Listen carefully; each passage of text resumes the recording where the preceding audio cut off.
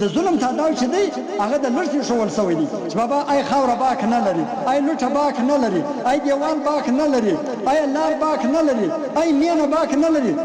دوله شوروره کوټان ګورې نن به کوټوان دلته یي سبا سهار چې ورځې کوټوان بیا تر غزګې پرې رسېدلی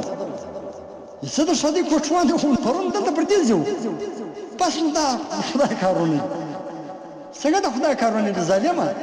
تر پرونه پورې د 15 کاله مځکه وه نن دې 6 کاله مځکه ده 25 دې ډېره کړه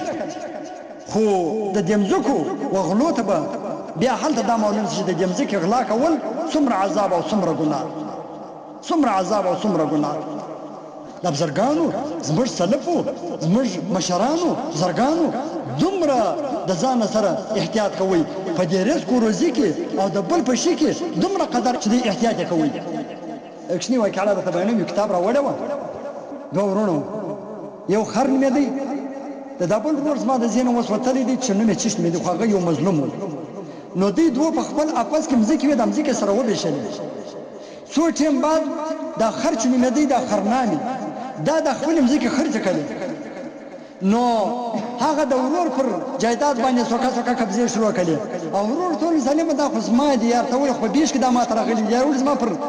جایداد باندې قبضه کوي ظالم ته خپل جایدادونه خرڅ کړو لہذا زما پر جایداد باندې ولې قبضه کوي دا خو زما هم زکه ده یار خو ثبوتونه بیا هم ورښکاره کړي ارزه ورښکاره کړو خره نور سره منل خره ول چې نه زما هم زکه بابا په چاره سره کښینی پر خلکو بور سره کښېنستی پر مشرانو به کښېنستی هغه بل خره ملامت یې رمیم خر و هم خر والخره ملامت یې نو دا خو د ده مځکه د ظالمه دا یې ثبوتونه دي ولې پر مځکو باندې دا ویې کوي والقسم په قرآن کې د بل چا د بېزما خو ورور نه ورسره منله مظلوم ورور بل وخت هغه ورته ویل چې راسه د کلي پر ملکانو او پر خانانو پر دې باندې به ورور فیصله وکړو بل ځای خر ماخستن باندې د شپې یو زوی و د 14 کالو هلک د دا مظلوم ورور مځکه چې و په دا کې کړی وکړي د شپې دغه هلک یې پټ کړي ول چې کوم سبا ناره کله یو خان یا ملک ناره کړه چې ولې صدقې وخت و هغه ناره کله چې ایم ځکه د چای ته به ناره کوي چې زه د خره یم بس اټیک ملکان سره یو ځای کو خانان یو ځای کولو چې وروره که سره مده د دا ورور څخه کوه نه د ما څخه کوه درځي وروره خانانو ملکانو د دې ځکه څه وکړي چې هغه خبره به تاسو د چا انا صدقه خلقو سار وروان چورلو ملکان دلته ولاړ دي خانان ولاړ دي ونارا کړه چې ایم ذکی چې د بابا آدم علیه السلام د وخت څخه قائم او بیا تر اوسه پورې اوس د چا په ملکیت کې د چا د مزیک د خوا आवाज ورالی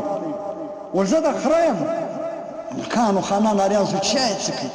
بیا یې ورته وویل ول ایم ذکی د چای ولصدر ته وایم د خره په ملکیت کې هم د خره ملک یم درې واره دا आवाज ته وکړه درې واره आवाज امرکانو خانانو پرغه مظلوم ورور باندې مخ را وګرځوي شته هیڅ حق نه لري لمزکه ستا ملکیت نه دی دا ستا حق نه دی دا د خرس بس مظلوم خبر خلاص بس مظلوم روان خرم روان خرم زکه وګټل ماخستان سلو خري کال راغله چې غزوی به وسره وکړم چوارله یغزه وکني ډیر ستړي سلو هغه ځکه چې زوینه کې پیدا لمزکه په هغه کونج کې ناراض ولا ول بابا زه ایم دلته یم دی ورله یغزه وکني چې ډیر ستړي سلو لمزکه په خپل کونج کې ناراض ول بابا زه دلته یم تر ساره پر درې څلور پنځه ځایونه وکندل زوی نه پیدا کیږي چې هر وخت به دام ذکر لواره لېږ د په مازی ولته یو کې ودرېدی زوی به دغه ذکر سره راکول بابا زه دلته یم په دنیا کې الله جل جلاله دغه انتقام جواز دي چې زوی په ځکه کې ورک بیا ولاکه پیدا کړی د آخرت انتقام خې جلاد چې مستحق د جهنم دی د خدای د قهر او د عذاب مستحق هغه خې جلاد